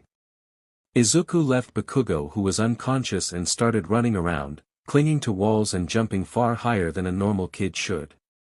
It took a little time, but Izuku was able to hold out until a different hero could show up that was able to stop the slime villain. Bakugo was already checked out at the time Izuku was able to stop jumping around. He didn't look tired at all, but he had been in the full movement for at least 10 minutes. He walked up to Bakugo with a smile on his face. Hey Kaken. He was unable to say more before Bakugo punched him with a closed fist in the face. How rude, Bakugo, he just saved your life, that is no way to act. Ida scolded his classmate. Izuku removed his hand from his face and it didn't show a nosebleed or anything. What? Again, before Izuku could continue he was interrupted, but this time not by a punch but a kiss. In the theater, people were laughing their butts off. Bakugo was red as hell, but nobody knew if it was because of his embarrassment or his anger. Could it be that our Bakugo also holds feelings for Midoriya but is just a massive tsundere? Kaminari said, with Bakugo responding, anger clear in his voice. Sparky said, one more thing and I will kill you. You could have gotten hurt, dumbass, Bakugo said as she stopped kissing Izuku. I would prefer me getting hurt over you getting hurt, any day, Kaken. Still, you just wait until I tell Auntie or the rest. Izuku went wide-eyed and started begging her not to say anything. He offered anything, massages, food, cuddles, fights. Anything she could have wanted. On their way home Bakugo had to stop by the store as Auntie asked for some eggs. Izuku offered to come with but was declined. Izuku went ahead and walked by himself until he was stopped by a weakened All Might. Excuse me, young man. Izuku turned to him, making All Might continue. Can I ask why you went and saved that young lady from the slime? Izuku stood there a second in thought. Don't really know, I just saw that someone was in need and I had to act. This caused the older man to smile. So you aim to be a hero, are you? I am, sir, I am aiming to get into UA. The old man nodded and walked away, but as he walked away he spoke. Good luck and see you there. This caused Izuku to be confused, but before he could go after the man he was called. He checked the ID and he saw it was his mother. Yeah, coming back home after that happened was not fun, Izuku said as he thought back to that day. As he entered the house his mother hugged him so hard, he thought he needed medical attention. But his mother was always like that and it was one of the reasons he loved her. Now we see Izuku in front of UA with a smile on his face. He then received a smack against the head. Common idiot, we are gonna be late if you keep standing here. Izuku walked forward but tripped on his own 2 feet and was on his way to eat dirt. Until he didn't. He stayed floating. How can you trip? On his other side was Ochiko Uraraka. A friend since middle school. Uraraka grabbed Izuku by the face. I have seen you jump around a room from wall to wall whilst reading from that notebook of yours without a problem, but then you do this. As Uraraka said this she giggled whilst Bakugo was just laughing her butt off. Uraraka then kissed Izuku on the lips. You are lucky you're cute. Uraraka in the theater was blushing up a massive storm. Not only were Izuku and Bakugo dating in that universe, but Izuku was also dating her. This made her think about possibly sharing Izuku. It just caused her to blush more. The other girls were jealous at the sight, they wanted it to be them kissing Izuku. Izuku just smiled. But if I don't fall once or twice, why would I need you? She then let Izuku go whilst faking being in thought. Izuku started floating upwards with people around them being shocked. Izuku just shot his web string downwards to the floor, keeping him in place. Ochiko, can you please release your quirk? No, not until you apologize. I am sorry for the joking. You know I will always need you. You keep me grounded. Really? Bakugo just said, laughing harder than before at the word choice. This caused others to laugh as well. Talk about cheesy, Siro said. Izuku felt embarrassed as he would say the same line if he was in that spot. Ochiko almost fainted, she really loved watching those cheesy romance movies. Sure, they sucked and you could guess what happened, but the thought of her having the best happy ending was something she loved. It was in the middle of the physical exam to enter UA. It was in full swing. We see multiple possible students fighting robots. We see Izuku swing around the city, jumping on top and breaking multiple robots. He got hold of one of the robots and threw it at a big number of robots again. He then shot a string at a robot that tried attacking students. He pulled it back and it gave the other students a chance to escape. Until a massive robot came, the 0-pointer. Stood larger than the buildings on the exam site. Examines from all over ran away from the behemoth in fear of getting crushed. Izuku was planning on running as well, but he heard someone call out for help. He looked at who it was and it was a pink-skinned girl. She was pinned under rubble. Izuku again without thinking ran forward. Izuku shot out his string and it hit close to the pink-skinned woman. He used it to get close again. Now in front of the robot and in between it and the girl. She screamed. Run, it's gonna crush us. Izuku just braced himself and took the punch that the robot threw. The robot's fist was stopped just above the ground. People thought it might have been the robot's programming. But it was Izuku who was holding the robot in place. He was able to remove one of the arms and shoot his string on the rubble that was on top of the pink girl. He then lifted that as well. Get out of here. She crawled as Izuku stayed holding the robot in place. Izuku saw that the girl was a safe distance away and let go of the robot who was stuck in place. He pushed the robot off of him and jumped up and on his chest. He shot his string and it connected to the robot's arm. He went and connected that string on his chest. He then jumped back, seeing the robot stuck in place, unable to move his arms and unable to attack. Exam is over. Make your way over to the entrance to and see Recovery Girl if you need medical attention. Present Mike announced, making Izuku just walk toward the pink girl who was still on the floor. Yo, you okay? My ankle hurts. Izuku gave a nod and just lifted her bridal style, causing the pink girl to blush. WW, what are you doing? I am bringing you to Recovery Girl as your ankle is most likely broken or strained. Either way, you shouldn't walk on it. I wish that was me. All the girls except Recovery Girl, Mitsuki, Inko, Eri, and Reiko thought. Izuku brought her to Recovery Girl where Ochiko and Bakugo were already talking. Ochiko saw him and gave a teasing smile. Really, you're alone for 1 minute and find an extra girlfriend? Isn't 3 enough? The pink-skinned girl blushed worsened. It's not like that, she is injured, I had to help her. We know you, smart idiot. But you could place her down. If you want to cuddle per se, I am happy to take her spot. Bakugo said with Izuku placing the pink woman down. He then lifted Bakugo and held her in bridal style. Thanks for the save back there. I really thought that was the end for me. Saving people is a hero's job, isn't it? I just realized I haven't introduced myself. I am Izuku Midoriya, the blonde in my arms is Katsuki Bakugo, the one with cute pink cheeks is Ochiko Uraraka. They responded with a wave at the introduction. Hi, I am Mina Ashido. Not to be rude, but you said you had 3 girlfriends. Is that really true or was it like a joke? Nope, our green hunk is dating both myself and Blondie here. He is also dating a girl that has already been accepted to UA called Momo Yaoyorozu. Why wanna join in? Ochiko teased. Mina started blushing and didn't know how to respond. It sounded nice if she was honest, but she didn't even really know the guy. The group talked a little more until it was time to go. Izuku went to get changed as his workout clothing was a tad bit dirty. As he came out of the lockers, he was met with the same weak-looking man again. I saw you out there, young man, you did quite well. Thank you, sir, but who are you? I don't recognize you as a pro, not to be rude. Ha ha ha. Don't you worry, it's hard to recognize me, but I have an offer for you. Would you mind following me? Izuku nodded and followed the man. In the room sat Nizu, an older pro Izuku recognized as Gran Torino, and a detective. Izuku wanted to fanboy as he was in the room with 2 pro heroes.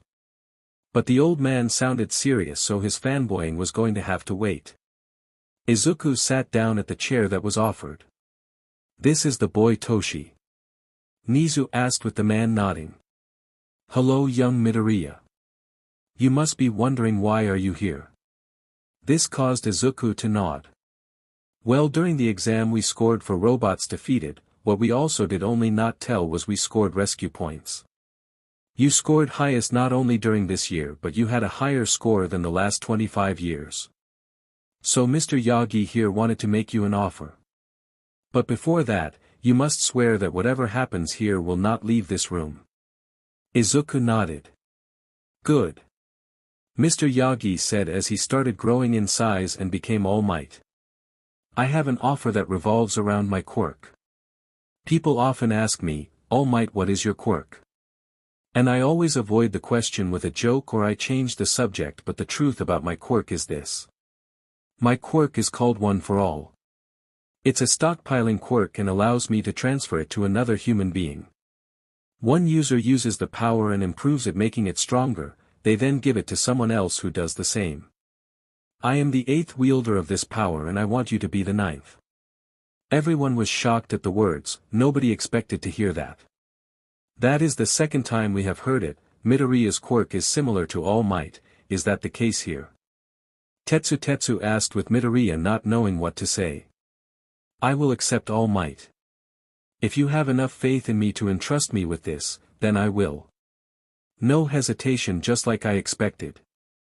This has to remain a secret, you cannot tell anyone about this secret. It would give them massive targets on their backs. All Might said as the screen started turning black. You never answered. Is it true? Rin said. Okay, next chapter you guys don't get a choice, sorry about that. It's gonna be Izuku's backstory and the secret of OFA. So if you want people to join you should ask it now. But I need more ideas for chapters. So far my list of chapters is Kaido Izuku Joker Izuku. This one will come later. I want to add more story before I start showing Evil Izuku, Dar, Stone XMHA, haven't watched it but plan to.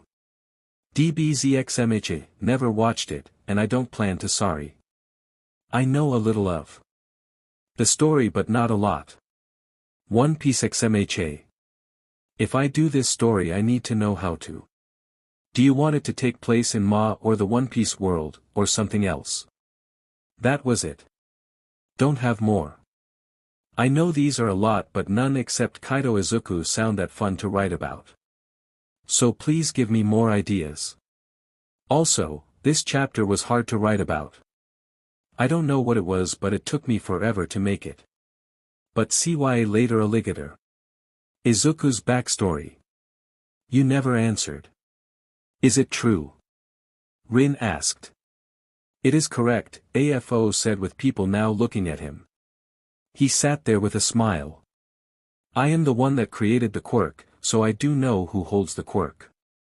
This caused nothing but uproar. So what, Midoriya is a traitor and stands with Shigaraki? Kamakiri asked with Ochiko responding.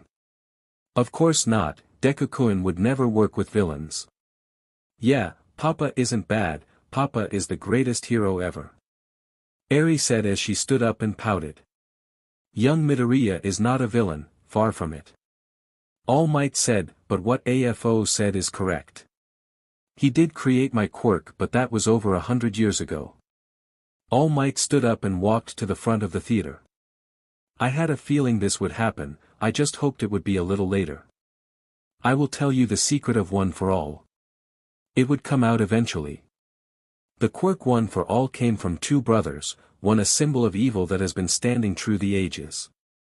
All for one. The other a younger brother with a strong sense of justice. To gain loyalty or to force him into SBMSN, AFO gave a quirk to his younger brother. And OFA was born. Izuku had started sitting by himself, part in shame and part in fear. The first user of OFA tried fighting his older brother, but the older brother was far too strong and he defeated his younger brother. But to secure the safety of the world, the younger brother passed OFA on to someone else. This went on for years. Until my MSTR, Nana Shimura, passed OFA on to me and fought AFO herself. All Might looked down with a tear running down his face as the last memory he holds of his MSTR. She fought but lost her life during that fight. But since that day I had OFA as my quirk. I held the quirk for over 30 years and during my time I fought AFO. I wounded and nearly killed him, but that did not happen without cost. All Might then lifted his shirt and showed off the injury. He did this to me and forced me into this state. He destroyed one of my lungs and part of my stomach. But I thought I killed him, so I went on. I went on with my life, and when the quirk started to weaken within myself, so I went in search of a successor. Someone who would hold OFA and bring safety to society. I searched for years to find someone worthy of OFA. Sir, Night Eye gave me an option for a successor in young Mirio. This caused the boy to go wide-eye. You wanted to give me your quirk? He asked, still shocked at the news. You were an option, young Mirio, you were strong with your own quirk and brought safety to the people around you. But I went on and continued the search. Then it happened, I was searching for a slime villain that had robbed a store. I was chasing him in the sewage system, but the complexity of it made me lose it for a little while. When I caught up to him again, he had gotten hold of young Midoriya here.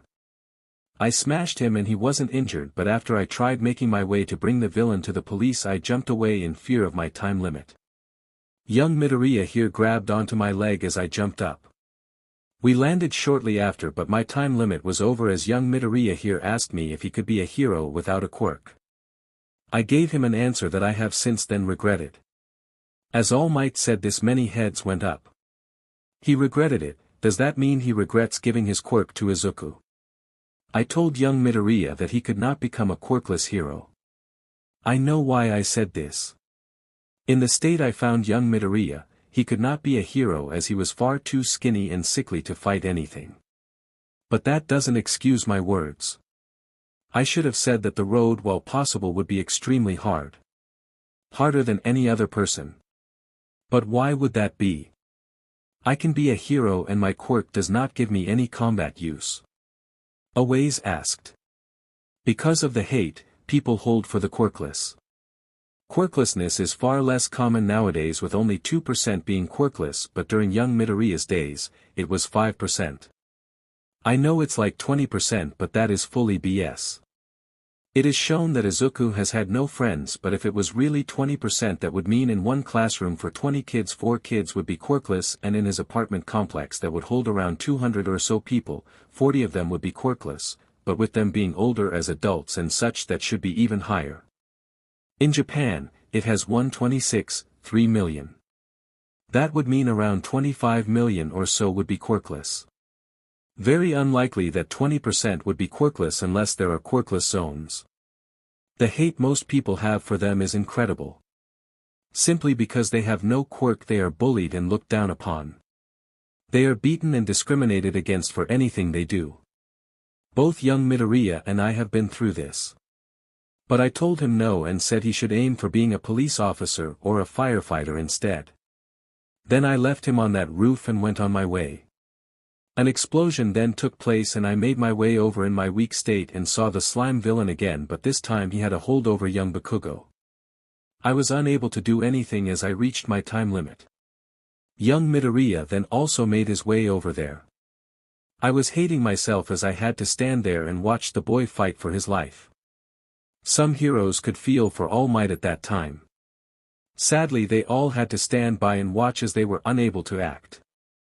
Young Midoriya then ran toward young Bakugo to help. Foolish and very reckless. But his action during that moment turned his life around. I, the number one hero, stood there powerless, unable to act and forced to watch, but then this weak powerless quirkless boy ran forward toward a villain. He ran and acted by throwing his backpack into the slime villain. Hitting and showing his weakness to all those around him. He then with all his might tried clawing his friend out from the grasp of the villain.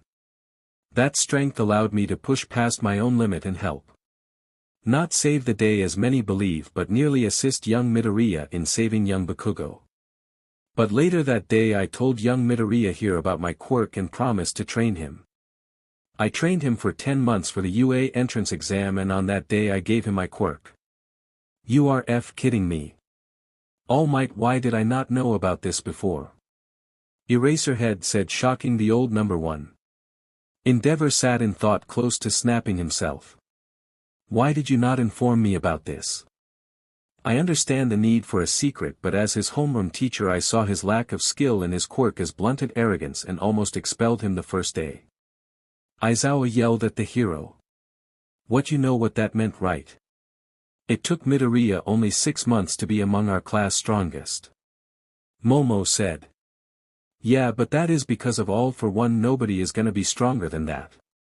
Kaminari, that is not what I meant. Midoriya in the eyes of quirk is not even 5 years old. We all have had this quirk for over 10 years. Let me say it like this. If our time with our quirks is 100%, Midoriya is only at 5% of our time. Yet his skill with his quirk is the same as ours, if not greater. This made them gulp. I demand. You give that quirk to Shoto this instant. Endeavor spoke up. Young Todoroki, whilst he is on his way to becoming a great hero in his own right, does not deserve OFA. I have given the quirk to young Midoriya and he shall become a great hero. That quirkless brat does not hold a candle to my Shoto. Shut your filthy mouth, you fake hero. Deku is worthy of the title of hero. You and your child do not. Stain spoke, defending Izuku. Endeavor does not speak about my child like that. Or what, you will file a complaint. You should be silent or else. Izuku had heard enough and went full cowling at 20%. He jumped and kicked Endeavor right in the chest, making the man in question fly into the wall and cough up. BLD, I told you that I would not stand you speaking to my mother like that. Izuku took a combat stance, in his mind already calculating the correct and most effective way to deal as much damage whilst protecting the people behind him. Stop now. Truth spoke as Izuku's and Endeavor's quirk stopped working and Endeavor was tied down by the black arms. I allowed that kick to happen for I am quite a fan of Inko. In nearly all universes you are the only one that stands behind your son, and you have given your life more than once for him. Now Endeavor. You stay silent for the rest of what you will watch, or else I will permanently remove your quirk and you will go through life as a quirkless madman. To show why Izuku here deserves OFA more than anyone else in this room. Let's show his childhood. I will inform everyone here it becomes quite hard to watch. Bakugo flinched at those words. Miss Midoriya, do know that what you are about to walk is what your son went through and you feel as if you failed as a parent. Do know that if it was not for you Izuku would have killed himself before he even hit PBRTY. Now for the rest of you. While he did not have the hardest life out there, it is far more than most people could endure. Do know that what we will show are parts of his life, not his full life. The screen started then and we saw a 4-year-old Izuku. Stop bullying him, his quirk isn't villainous. The young Izuku said as we could now the 4-year-old Izuku standing in front of a purple-haired child. The kid was laying on the floor, it was pretty clear that the kid had been attacked. Get out the way Deku, or else we are going to teach you a lesson as well. Stop bullying him Kaken, he hasn't done anything. If you don't stop now, then I will stop you myself. Izuku said as he took a fighting stance but he was shaking all over. You, don't make me laugh Deku. I guess we just have to teach you a lesson. It showed the group of bullies. One was a chubby kid with dragon-like wings on his back, next was a kid with hair covering his eyes. He also had a weird smile on his face. His fingers were also incredibly long, being far longer than the kid itself. Last but seemingly the leader of the group was Bakugo. Izuku looked back quickly and spoke softly. Run quickly or they will get you too. The kid did as he was told and just as Izuku tried running the long-fingered kid grabbed his ankle and pulled him on the floor and closer to Bakugo. What followed was a quick but hard beating. Everyone watching didn't like the sight but they were 4, they all did stuff when they were 4 that was dumb. Inko had tears in her eyes at her 4-year-old Izuku laying on the floor marks all over his body tears in his eyes. The screen now showed Izuku but instead of him being 4 he was around Izuku was sweating and in a forest. Fear was clear in his face, in his hands was a card. It was a limited edition hero card. SSR rank Golden Age All Might. Izuku quickly hid the card in one of his books in his backpack. They then heard a yell and Izuku's face turned one from looking scared to one in fear of death. Deku give me that F card before I K your quirkless but, you don't deserve those things. It was Bakugo and you could hear hatred clear as day. Izuku started running and it showed Bakugo chasing him right away. Explosions to increase his speed. Those actions are not one befitting of a hero. Quirks are not allowed to be used out in the open and using explosions inside a forest if highly dangerous as it could cause a forest fire. Ida scolded Bakugo. Izuku just held his head low, waiting to receive insults and for all of them to start laughing at him. Aizawa who sat with the rest of the teachers whispered to Nizu. If this continues like this I want Bakugo expelled and arrested for his actions. Nizu didn't speak or nodded he simply sipped his tea. Mitsuki was beyond sad at her son. She and Inko have been friends for as long as she could remember. She herself loved Izuku as if he was a son. The boy was nothing but helpful. Mitsuki remembered a couple of years ago. She went to the store for groceries and when she was around the halfway point the bag broke. She didn't have any extra money for bags and there wasn't a store nearby. It was at least 5 minutes running. Izuku had seen her and she was first going to ask if he could wait here so she could go get some bags from home but Izuku had just started to empty his backpack. Mitsuki was so confused until he gave his back to her. She wanted to refuse but he gave her no choice as he started to place the items in the bag. She wanted to take the bag from him as he also had his books but he just placed the backpack on his back and walked with her. Masaru normally wasn't one to get angry. But now he was ready to give his son an earful. He thought him better than this. Inko was fully crying now. She had no idea her son was attacked seemingly day after day for something he had no control over. Izuku was quickly chased down and an explosion hit the back of his head making him fall into the dirt. Bakugo stood above him breathing harder than normal. Give me the F card. I don't have it anymore Kaken, I dropped it after you started chasing me. First, you're making me sweat, and now you're lying to me. Now you're gonna get it. Bakugo then started beating Izuku, but instead of normal punches, these were open palm strikes with explosions behind them. Doing some real damage. You should start knowing your place. You aren't worth SHTF, useless waste of space. Bakugo finished by spitting on Izuku and giving him a kick in the ribs. It showed Izuku at age. He walked over the street and out of nowhere he was hit by a piece of wood right on the back of the head. He lost consciousness, and when he woke up, he was tied up and in his underwear. Thrown in a dumpster. A piece of paper taped on his chest. Human garbage, don't recycle. Izuku didn't even look shocked at this. He went to his backpack and took a small pocket knife and started cutting the duct tape that was around his wrist and ankles. As he climbed out of the dumpster you could see how thin he was, but what you could also see were scars. Burned scars on his back as well as some cuts. This broke the people that were holding back tears. All the females were crying, even Mirko. Mirko of course was not really crying, she had a couple of tears running down her cheeks. The girls of 1A were fully crying. This was one of the hardest things they could see. Ochiko, who had a crush the longest, had to be stopped by the truth from killing Bakugo, not attack, she was going to kill him. Mitsuki was feeling the same as Ochiko. How to F did her cocky brat turn to this? Was she that bad of a parent? Endeavor smiled. It's what that quirkless freak deserves. The strong get to do what they want to who they want. Only the strong survive. Now it was Izuku who was. It was Valentine's Day.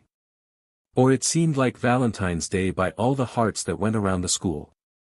Izuku just opened his locked. The locker itself had multiple insults written on them. Die, go kill yourself, quirkless freak, FG. Those were only some of the insults. Izuku again didn't have a shocked face, he just sighed and spoke softly to himself.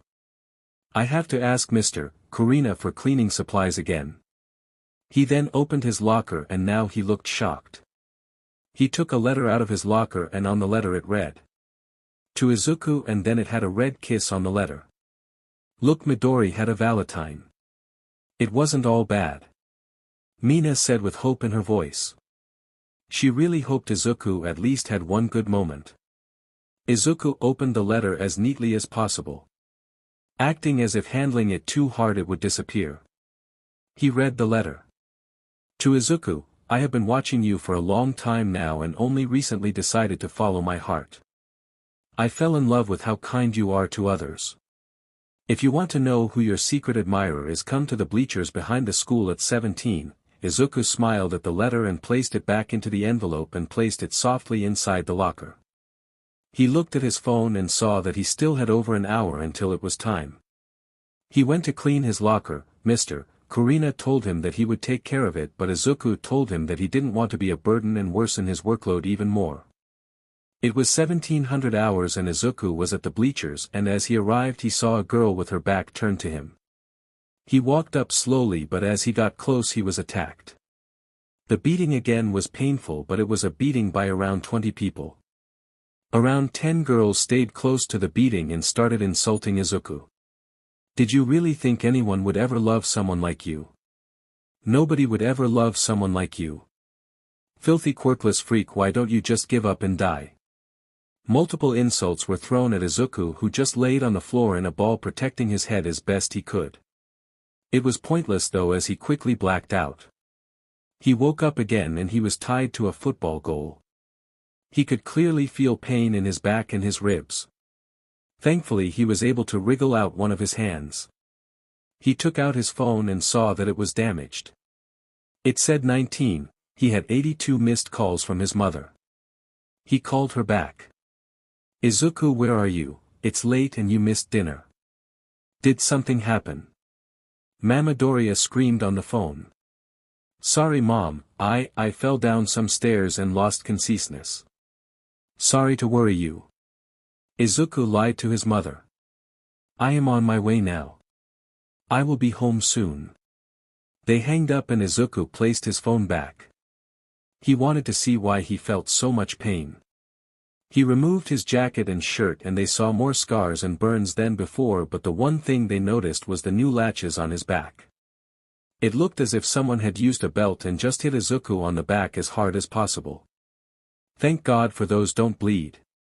That would be hard to cover up. He then started limping back home. I can't tell Mom about any of this. If she knew, it would only worry her more and more. She is already stressed enough with her job, I can't make her worry about this as well. He spoke to himself. Now it was Izuku, but he was in class, not bothering anyone, just writing in his notebook about empty lady.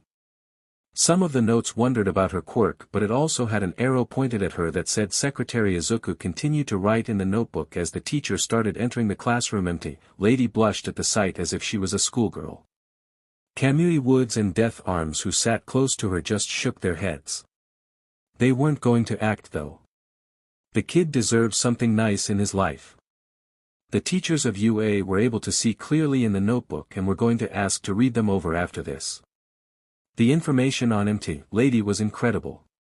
It had guesses about her quirk as well as possibilities for uses with her quirk. It also showed lines on how to stop her or someone with a quirk like hers. Aizawa wanted to know more. He knew Midoriya wrote about quirks in those, but he just assumed it was a hobby. But if Aizawa was correct about his assumptions, those might be extremely valuable. The teachers knew Izuku was incredibly smart and very good at analyzing his opponents. The teacher walked up to the front of the classroom. In his hands a large number of papers. It's that time of year again. You will have to make your career choices, but who am I kidding, all of you want to be heroes. The teacher then threw the papers in the air whilst everyone showed off their quirks. Izuku tried hiding, hoping to not be attacked. Everyone stops using your quirks, you know it's not allowed in school. Teach don't to lump me in with all these shitty D-list extras. Bakugo said with his shoes on top of his desk. Normally Ida would scold Bakugo for his disrespect, but at the moment he just wanted to deck the boy. Midoriya has been a great friend and an even greater hero, and Bakugo disrespected and assaulted the boy multiple times. You think you're better than us, Katsuki? A random male student yelled out. Oh Bakugo, you're aiming for UA, isn't that right? The teacher said as he read something on his notes. That right, UA the only place worthy of someone the likes of me. I aced all the mock tests. I will end up stronger and richer than All Might himself. Bakugo declared. Izuku just minded his own business and was finishing his notes on empty lady. He was perfecting a very well drawn out empty lady. Wow, he is quite the artist. I might have to model for him one of these days. Midnight said, causing Aizawa to rub his temples. Present Mike just laughed at his best friend's actions. Midoriya, you're aiming for UA as well, aren't you? The teacher said whilst trying to hide his laughter. Izuku just looked shocked that he was called out like that. He even asked if it could be kept a secret, cause Izuku knew what was about to happen. First, the whole class started laughing at him. The quirkless freak, they won't even allow him on the school grounds. You totally should go, you would die during the exam. Some people called out. Boom. Bakugo blew up his desk. Not breaking the desk but damaging his books and making Izuku fall to the ground. You are even worse than the rest of these rejects, Deku. If you would even dare taking the exam, it would be an insult to the whole of Hero Society. Don't you dare or else I will kill you. I can still try, it's not like I am trying to compete with you, Kaken. I swear. I dreamt of being a hero since I can remember, so I just want to try. Come sit down. Bakugo, or I will send you to the principal for the destruction of property. The teacher said. Not even for his assault on Izuku, it was only because Bakugo was damaging property. The rest of the school day went on as normal. Each time someone walked past Izuku, they gave him an elbow or a kick. And Izuku did nothing but apologize. He just apologized for them hitting him. The school day was over. Izuku tried putting his items in his bag as fast as possible. Worry on his face. The teacher of course ran out as soon as the bell rang. Just as Izuku wanted to place his notebook in his bag, but he was stopped by Bakugo who took his book away. "You're gonna give up on going to UA, Deku?" Bakugo said with one of the lackeys next to him. Speaking up. "What you got there, Bakugo?" Bakugo opened the notebook and it angered him. Why would it anger him? It just showed how much better Izuku was at analyzing than Bakugo. That would never stand. Bakugo is better than Izuku in everything. It's this Fgare's stalking book. How creepy. Empty lady would be creeped out by a weirdo like you.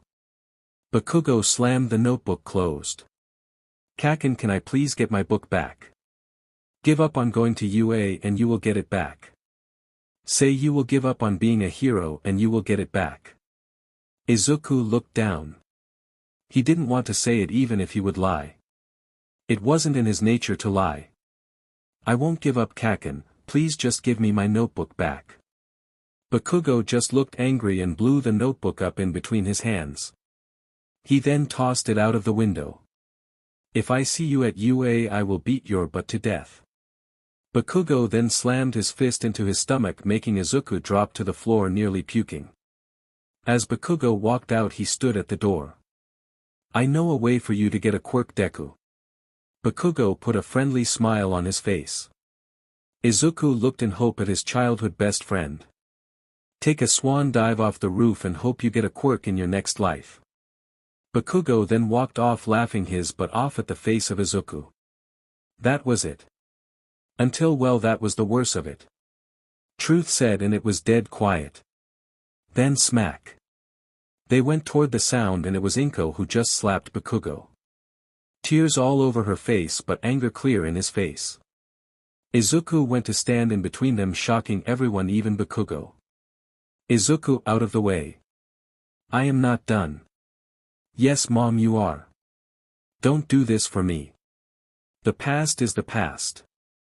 No need to make it today's problem." Izuku just softly hugged his mother.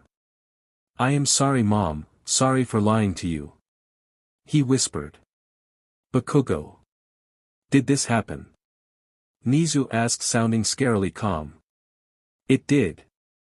No anger, no hatred in Bakugo's voice, just regret. "Okay, then when we get back you are expelled and arrested.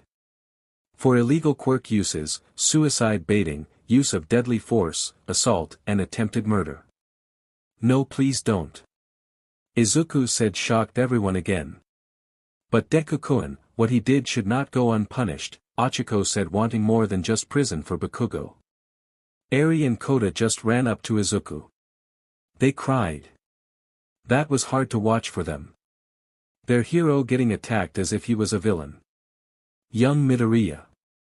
"Why didn't you tell anyone?" All Might asked, not understanding why he would allow that to happen for over 10 years. "If I told people it would just make it worse. I tried it. When I was 6 I went to a teacher and told him that I was getting bullied. I received detention for lying and was later when they found out they gave me a beating for snitching. It was just not worth it." Izuku said, defeated. He was still waiting for insults from his classmates. Something happened what he would have never expected. Nizu, All Might, and Aizawa bowed in front of Izuku. "We hope you can forgive us." Izuku was unable to speak. Why would they do this? They have been nothing but nice to Izuku ever since they met. Even though we see ourselves as heroes and teachers, we fail to see your trauma and your struggles. I as your homeroom teacher apologize for my actions and I can only hope that I will do better in the future. Aizawa said. Young Midoriya, why don't you want us to take action against Bakugo here? It's clear he deserved punishment. Nizu said. His quirk is strong, same for his will to win. When he becomes a hero he will be able to do amazing things. And it wasn't fully his fault. The school was at fault as well. They kept praising him like he was a god. He never failed any test or did anything wrong. The teachers knew Bakugo was going to make it big. And he has been changing. He has apologized already for his action and has been being far friendlier than before. Still, This won't stand unpunished. But at the wishes of young Midoriya here you won't be explained or even kicked out of the hero program. But things will change. First off, you will be moved to 1B. You and young Midoriya will not be in the same class or the same dorm. You will also receive anger counseling until it's determined you will not need it. You will be watched closely. You should be in 1B. Vlad King is rather strict. Nizu said to Bakugo, who could only nod. Mitsuki walked over to Izuku with tears on her face. She hugged Izuku. I am so sorry, Izuku, I had no idea he did those things. How could you ever forgive me? Izuku hugged Mitsuki back. It's not your fault, auntie. I never blamed you or uncle, not even for a minute. Todoroki walked up to Izuku and just looked at him for a little while. His normally stone face looking sad. I am sorry for my actions during the sports festival, Midoriya. I had no idea you had it that rough. Man, who would have thought that the nicest and kindest kid in the class went through that SHT, Zero said as he placed both hands on top of his head. Mirio walked up to Izuku and asked to speak privately with him. As they were apart from the rest, Mirio spoke. Midoriya. You wanted me to have OFA after the overhaul raid, didn't you? Izuku could only nod. Izuku expected Mirio to demand the quirk, saying something along the line that a quirkless fuck-up should never have wielded something as great as OFA. What he did not expect was a soft hand on his shoulder. Thanks for thinking of me, man, but I could never stand up against Deku, the hero of all. Izuku started crying with Mirio just smiling at the boy. Just know, if you ever need someone to talk to, I am here for you. They made their way back. Toga, Dabi, and Stain just looked at Izuku wide-eyed. Why choose to become a hero after all that? Stain said. He continued. You more than anyone deserves to lash out to the world and punish those responsible for your pain and suffering, yet you stand in front of those who deserve to be punished and protect them. Izuku thought for a second. If I would just have to suffer to make sure other people would get saved in the end, then it would be worth it. Toga now walked up to Izuku. People were ready to act. As she was in front of the boy, she started crying and hugged him. No attacking, no BLD. She just wanted to hug him. It was silent for a moment. Nobody knew what to say. Izuku went to sit down a little away from everyone, but then he was called out. Midoriya, why are you sitting there? Come here. Mina and Toru patted on the bed with all the girls giving him a loving smile. Why you still want to sit next to me? Of course you're our friend. Momo said, not liking that she said friend, but her feelings were not important at the moment. They needed to make sure Izuku would become more confident before that would even be on the table. But you guys know I was quirkless, right? So you still like the coolest guy ever. And so manly. Kaminari and Kirishima said. Izuku went to sit down, Eri and Kota still hugging him as if letting go would mean the end of the world. He was pulled into a hug pile. Ochiko got his arm. With Momo getting his back. Mina and Toru got his other arm. Setsuna and Yui went on his lap, or kind of on his lap, as Kota and Eri kind of took that spot. I still have one question for you, Midoriya. If you don't mind. Aizawa asked. Izuku looked at him, showing that he could continue. Those notebooks. Can I see one of them or all of them? I don't mind, but it might be a little rude to read the notes. Why, what is in them? It's an analysis of heroes. How they fight, how they use their quirks, their strengths, and weaknesses, and how to beat them. Do you have that on everyone in those notes? Aizawa asked, with Izuku giving a slow nod. Could you tell me how you would defeat me? Don't worry about being rude, just give me your strategy for that. A gun would be needed. Quirks have very to no effect on you unless it's a mutation or a group of villains. But with your normal wink time from around 30 to 35 seconds with a second wait time until you can use it again, using a quirk would be near impossible to kill you, take you down with. So having you distracted with a random thug and then simply shooting you would be the most effective way. That surprised them. A gun. How smart. Guns these days were near obsolete. Quirks were far more effective and most villains only used them. How about this? Truth said whilst snapping his fingers, and in front of Nizu and Aizawa came 20 notebooks. These are perfect copies from Izuku's notes.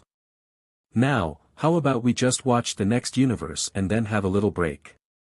DMN, this was a long chapter. Nearly 6,000 words.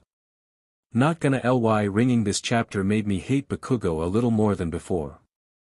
Please do tell me what you thought of this type of chapter. Now for the poll. Option 1 Kaido Izuku, Option 2 Fire Force XMHA, Izuku with Shinra's power and some of the Fire Force girls added.